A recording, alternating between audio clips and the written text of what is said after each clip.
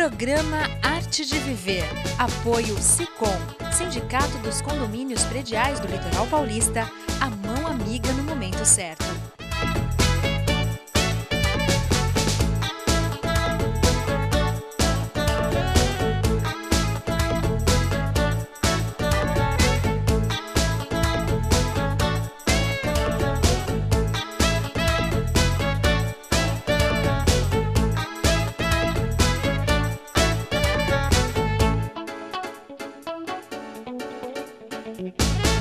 É muito bom estar com vocês novamente e hoje eu converso com o Dr. Bruno Reis sobre dependência química, algo que assola o nosso país cada vez mais. Aliás, o mundo, não é só nosso país, não é verdade? Cada vez mais, né? Infelizmente.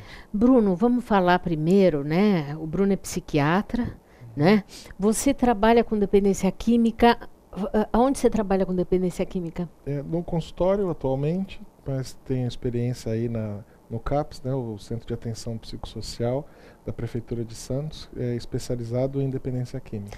Então, vamos falar o que é a dependência química. Dependência, eu tenho uma frase muito legal para definir. Primeiramente, obrigado por estar aqui novamente e falar com o público. É a perda da capacidade de conseguir escolher não utilizar mais alguma coisa. Quando todo mundo que começa a utilizar alguma substância vai em busca de um prazer. A gente pode até falar como uma fuga, enfim, para não conseguir suportar a realidade. E depois de um certo tempo, ela passa a ser escrava daquela substância, daquele comportamento. Quando não mais consegue parar, aí sim a gente tem a dependência. É uma doença mental? Com certeza é uma doença mental, porque ela pode afetar o julgamento crítico, ela afeta a capacidade de escolha, ela afeta, traz alterações da vontade, da autodeterminação. Então, com certeza, ela é uma doença mental, sim. Qual a causa da dependência? Aí a gente vai falar um pouquinho de neurobiologia, mas é bem simples.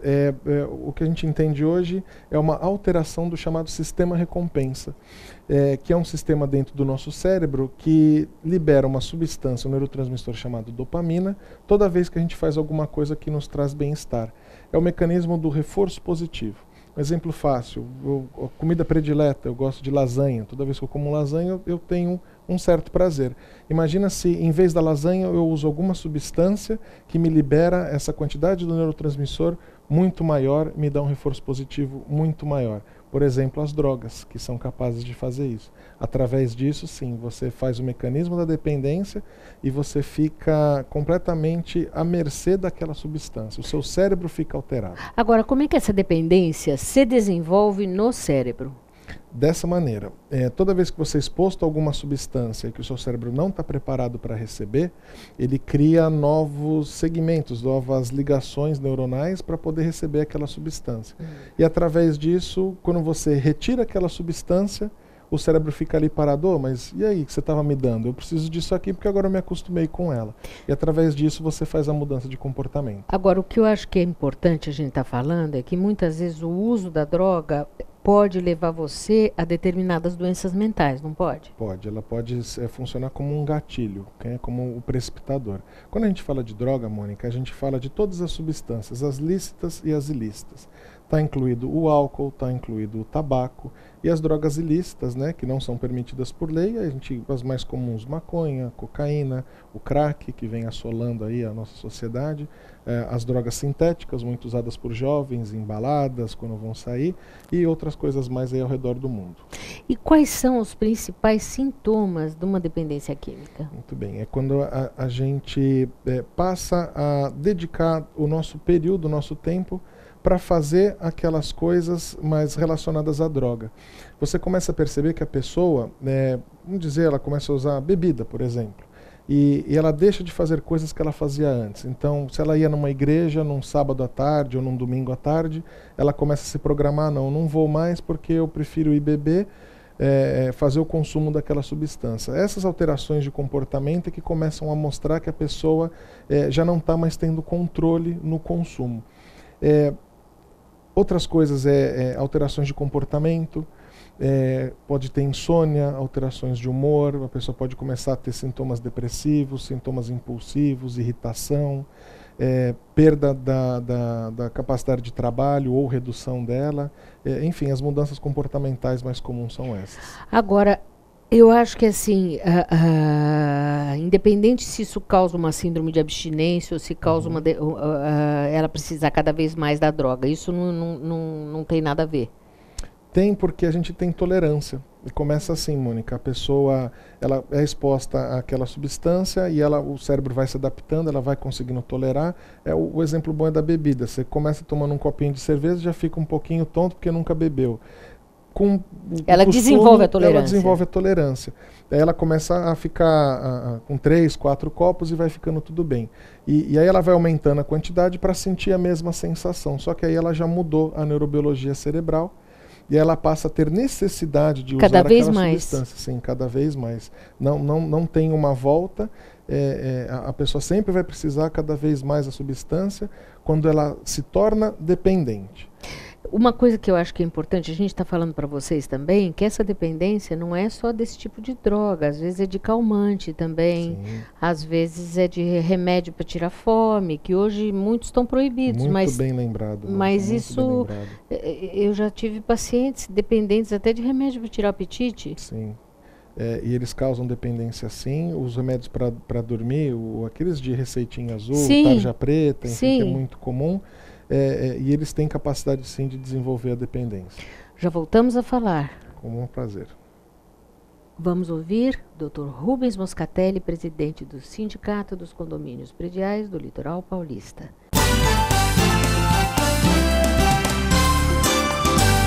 Obrigado, Mônica. Nós vamos falar de um aspecto muito importante, que é a questão da inspeção e da reinspeção dos equipamentos, dos materiais no período de verão. Então, para-raio, bomba d'água, piscinas, o próprio elevador, a gente sabe que no final do ano, muito mais gente acaba utilizando esses equipamentos, o condomínio fica mais cheio, há necessidade de que isso tudo esteja funcionando, não esquecendo que, por exemplo, no verão, a incidência de raios é muito maior do que em outras épocas. O Brasil me parece ser o campeão mundial de raios no planeta. Então a gente tem que tomar muito cuidado com a manutenção desse tipo de equipamento, que é o para-raio, assim como dos outros equipamentos, das outras coisas que tem lá no condomínio para uso coletivo. Então a piscina tem que estar muito bem adequada, tem que estar com sinalização, tem que ter a questão da água bem tratada, a parte de bomba d'água, e mesmo os elevadores, não pode descuidar de nada, mas tem que ter uma dupla atenção agora, porque, como eu falei, a utilização desses equipamentos era muito mais intensa. Então, para que você não tenha nenhum tipo de problemas, faça uma revisão, dê uma olhada, procure contratar no condomínio empresas que têm condição de dar uma boa assistência técnica no caso de uma emergência e que a qualidade do serviço seja adequada, que você tenha menos preocupações. Esquecendo que o síndico acaba respondendo por quase tudo dentro do condomínio, até aquilo que ele não tem responsabilidade. Tirando o exagero, procure o SICOM, nós estamos lá no site sicom.org.br, sempre à sua disposição. Até a próxima.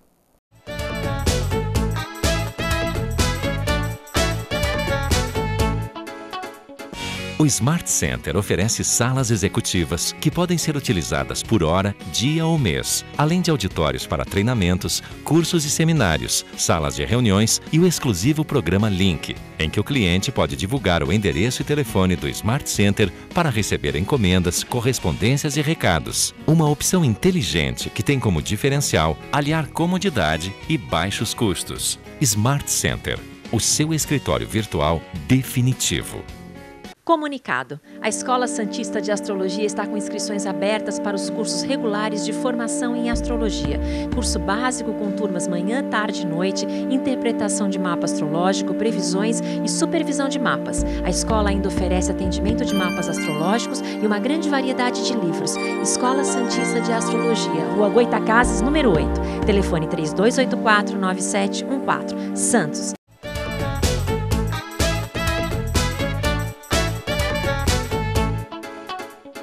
Eu converso com o Dr. Bruno Reis sobre dependência química. Bruno, como é que eu posso identificar se alguém usa drogas? Muito bem. Isso é um recado importante para os pais, né, que estão assistindo, que se preocupam muito com os filhos. A gente começa a ver as alterações comportamentais. Quando a pessoa passa a não mais ser aquela que você está acostumado a conviver e passa a ter prejuízos nas suas relações pessoais, na escola e no trabalho, é um bom sinal para você perceber. Sinais de irritação, alterações do sono, e a pessoa começa a se modificar, a ficar um pouco mais impulsiva, não ter muito convívio social, querer ficar um pouquinho mais isolada. Todas essas características assim, elas chamam bastante atenção. Em geral tem um distanciamento do vínculo, né, que antes tinha e passa a não mais existir, porque a pessoa passa a dedicar aquele tempo para o consumo da substância. Agora, e para perceber se a pessoa está dependente ou se ela é dependente? Aí a gente tem uma questão que é bastante controversa, né? Agora, talvez a gente consiga resolver numa frase que é assim: se eu uso uma substância para me sentir bem, que é a busca do prazer, que se inicia com qualquer droga, você pode defini-la como dependente quando ela tem a necessidade de utilizar essa substância para não mais se sentir mal. Quando eu preciso utilizar aquilo para não ter mais aqueles sentimentos ruins, as coisas ruins que a falta da substância ou da droga acaba causando. Acho que essa é uma boa definição. Agora, você acha que dependência tem cura? Eu acredito que ela tem tratamento. Eu acho que difícil, a cura né? é muito difícil porque, enfim, diabetes não tem cura, tem tratamento, a pressão alta não tem cura, tem tratamento, mas por se tratar de algo com algum certo estigma, as pessoas já vêm meio que resistentes a algumas ideias que a gente pode propor. O grande problema é que a via de se pensar que vamos viver num mundo sem drogas, sem álcool, sem substâncias... Isso é difícil, né? Ela é muito e a difícil. recidiva é muito... altíssima. Né? É alta, né? Eu chamo bastante aqui o pessoal do Alcoólicos Anônimos e diz que é muito difícil, né? A não recair, né? Requer uma determinação, uma força de vontade... assim, sobre-humanas, né? Tem alguns casos de pessoas que ficam abstinentes para o resto da vida, são louváveis, são pessoas para a gente admirar mesmo, mas 95% das pessoas não. E uma outra coisa que eu ouço bastante no consultório, às vezes o paciente vai e fala para mim assim, mas eu adoro a sensação de estar bêbado, por exemplo. Acho engraçado isso, né? Sim, eu adoro essa sensação, né? Então aí vai a minha outra pergunta, o que fazer quando a pessoa não quer parar de usar, ou quando ela usa, por exemplo, uma maconha só, e ela acha, porque muitos falam assim, maconha faz menos, cigarro faz mais mal que maconha. Aí são as questões controversas, né? Se eu te falar que a maconha é a droga que mais abre quadros psiquiátricos graves, como esquizofrenia, as pessoas têm dificuldade de conseguir entender. Eu penso que não é tanto as substâncias tem uma pior ou outra que seja menos prejudicial, eu acho que não é por aí. A dificuldade é que a pessoa ela vai perdendo o juízo, a capacidade crítica, o próprio insight.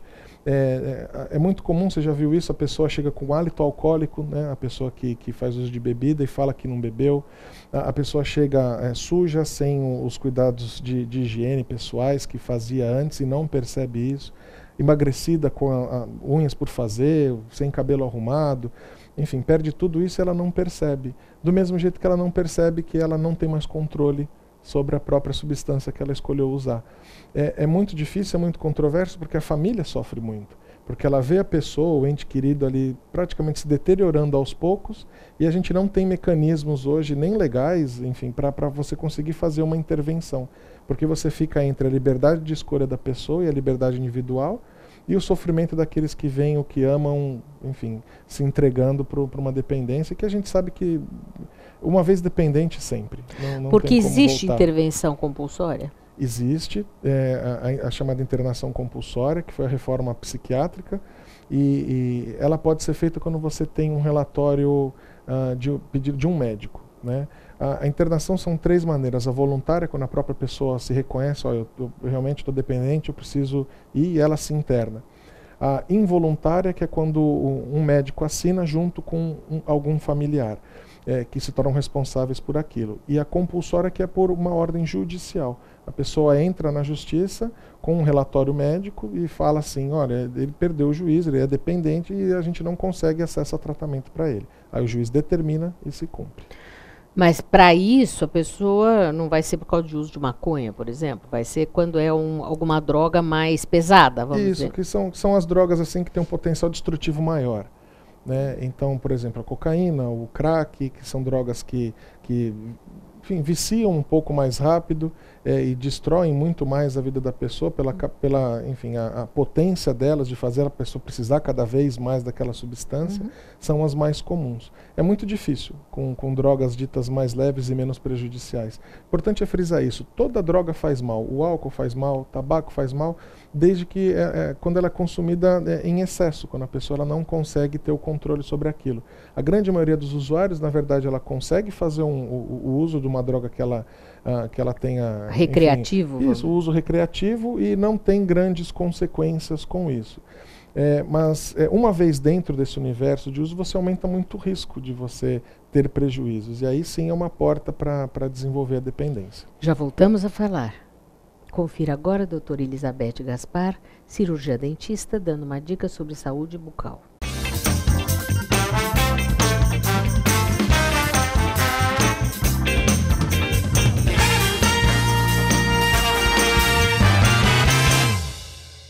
Olá, vim falar sobre dentes sensíveis. A sensibilidade dentinária se dá por algum defeito, alguma má formação do esmalte. O esmalte do dente é para cobrir esses túbulos dentinários que gera a sensibilidade se eles ficam expostos. Né? A coroa é formada, a parte de fora do dente, que é a coroa, é formada por esse esmalte. Né?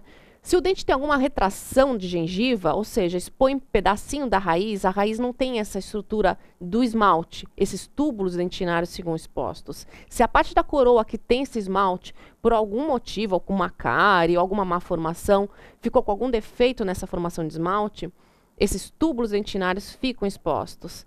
O túbulo dentinário exposto, gelado, quente, pressão incidindo em cima deles, levam super rápido a inervação do dente, gerando a hipersensibilidade, né? Sensibilidade dentária, como ela é tratada? Flúor no dentista, aplicação, pasta para sensibilidade, tem que substituir a pasta comum pela pasta para sensibilidade. É um tratamento que, assim, não tem uma cura, tem uma melhora, né? E sempre com acompanhamento do dentista. Aguardo qualquer dúvida a respeito desse assunto e até semana que vem.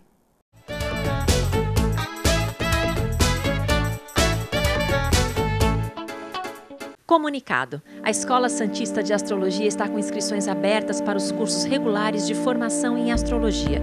Curso básico com turmas manhã, tarde e noite, interpretação de mapa astrológico, previsões e supervisão de mapas. A escola ainda oferece atendimento de mapas astrológicos e uma grande variedade de livros. Escola Santista de Astrologia, Rua Goitacazes, número 8. Telefone 3284-9714. Santos. O Smart Center oferece salas executivas que podem ser utilizadas por hora, dia ou mês, além de auditórios para treinamentos, cursos e seminários, salas de reuniões e o exclusivo programa Link, em que o cliente pode divulgar o endereço e telefone do Smart Center para receber encomendas, correspondências e recados. Uma opção inteligente que tem como diferencial aliar comodidade e baixos custos. Smart Center, o seu escritório virtual definitivo.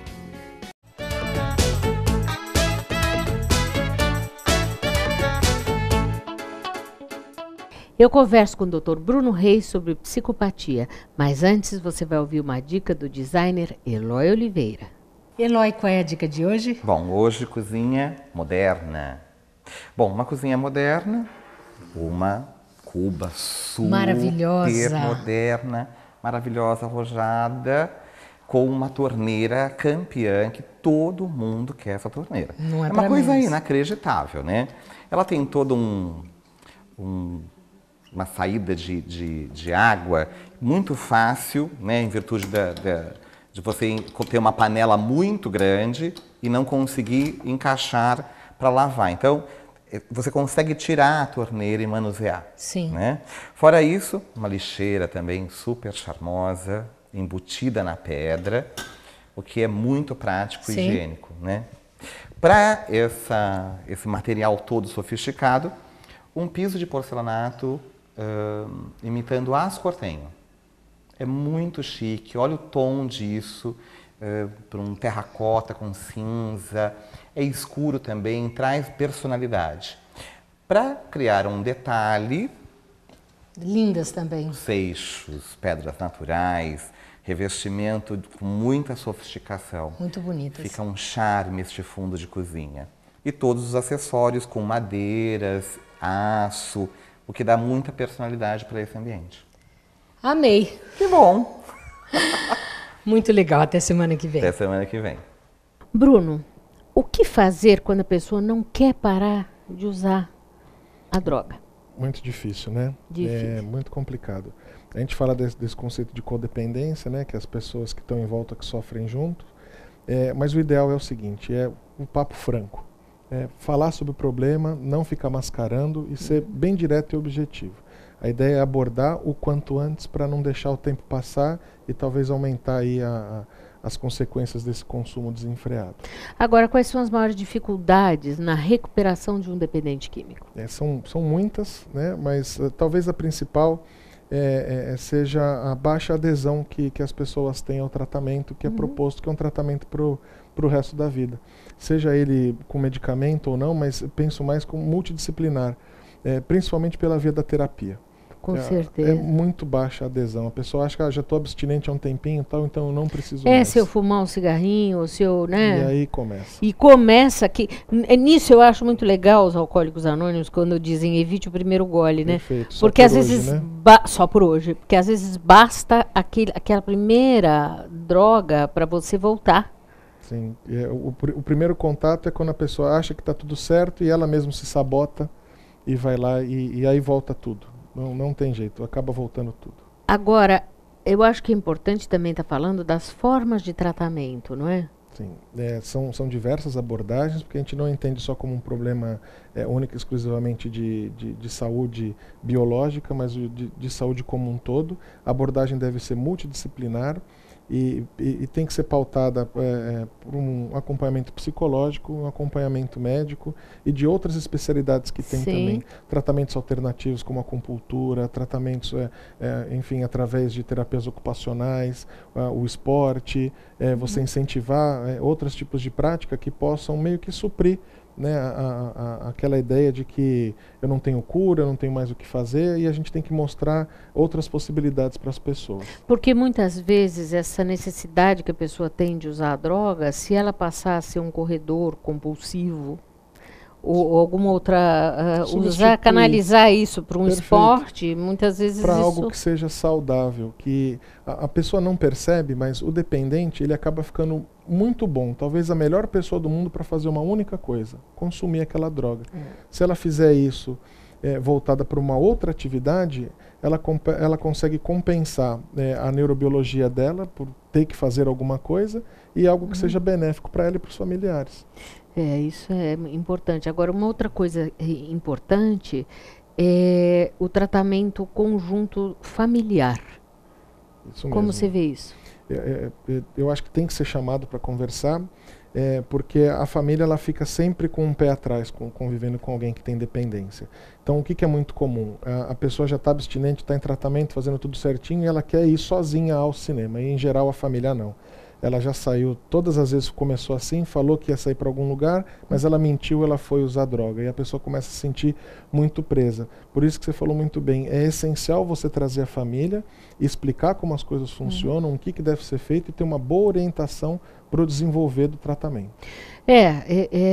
Porque a codependência faz com que a família inteira adoeça, né? Na verdade, é o conceito hoje da sistêmica mesmo, né? Isso. Da família como um sistema, é uma coisa homeostática, né? Você não pode pensar só no indivíduo, a família inteira adoece, né? Isso. Aquela coisa, às vezes, que o marido bebe ou a mulher bebe, aí você vê a garrafa, você vai lá, joga tudo, não adianta, a pessoa vai e compra outra, você tem que trabalhar aquela família como um todo, senão você não resolve, né? Não consegue mesmo. Tem que trabalhar a frustração da família diante daquela situação. E entender que não tem poder de conseguir, às vezes, mudar, mas tem que ter poder de conseguir lidar com a situação. É isso, não consegue mudar, mas tem que lidar. É uma frase muito legal. Acho que é por aí. Que dica você dá para o nosso telespectador que possa estar passando por isso, ou que conheça alguém que passe por isso? Então, o ideal é aquilo que a gente disse, Mônica, de o papo ser franco, de conversar sobre isso. As pessoas não falam sobre isso. Uma avaliação, é óbvio que nós sempre vamos indicar, uma avaliação psicológica, uma avaliação médica para conversar sobre o tema. A gente sempre orienta as crianças, os adolescentes a falar o seguinte: olha, tenha informação para saber aquilo que você vai fazer. A fase de experimentação na adolescência é super comum, todo mundo passa por isso, mas eles têm que ter substância para poder decidir bem. Não adianta ir lá e falar, vou fazer o uso de alguma coisa só para provar, e você nem sabe aquilo que você está provando. Então, a droga existe, a droga ela é perigosa, ela leva à dependência, leva a consequências, enfim, desastrosas para a vida das pessoas, e o ideal é você estar bem informado. E não esquecer que o melhor amigo que a gente tem é o familiar, é o pai, a mãe, é o esposo, a esposa. Esses sim se preocupam com a gente. E não a turminha, né, Bruno? E não a turminha. Aí a gente entra naquele conceito de ser influenciável, tal, sugestionável. Não, pessoas que a gente pode confiar hoje é a família. Sempre foi e sempre será. Porque essa coisa de que a gente tem que pertencer a uma turma e que se o amigo usa droga, a gente tem que usar também, isso é muito ruim, né? É muito ruim e não deve ser por aí. O verdadeiro amigo é aquele que não te oferece. Isso aí. Muito bom, muito obrigada mais uma vez. Prazer é meu, muito obrigado, estamos à disposição. Obrigada. E até o próximo programa. Tchau, tchau.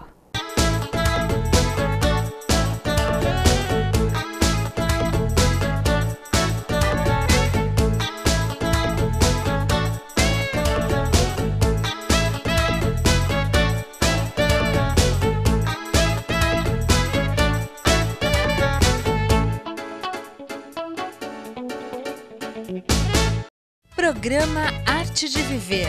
Apoio SICOM, Sindicato dos Condomínios Prediais do Litoral Paulista, a mão amiga no momento certo. Comunicado. A Escola Santista de Astrologia está com inscrições abertas para os cursos regulares de formação em astrologia. Curso básico com turmas manhã, tarde e noite, interpretação de mapa astrológico, previsões e supervisão de mapas. A escola ainda oferece atendimento de mapas astrológicos e uma grande variedade de livros. Escola Santista de Astrologia, Rua Goitacazes, número 8. Telefone 3284-9714. Santos. O Smart Center oferece salas executivas que podem ser utilizadas por hora, dia ou mês, além de auditórios para treinamentos, cursos e seminários, salas de reuniões e o exclusivo programa Link, em que o cliente pode divulgar o endereço e telefone do Smart Center para receber encomendas, correspondências e recados. Uma opção inteligente que tem como diferencial aliar comodidade e baixos custos. Smart Center, o seu escritório virtual definitivo.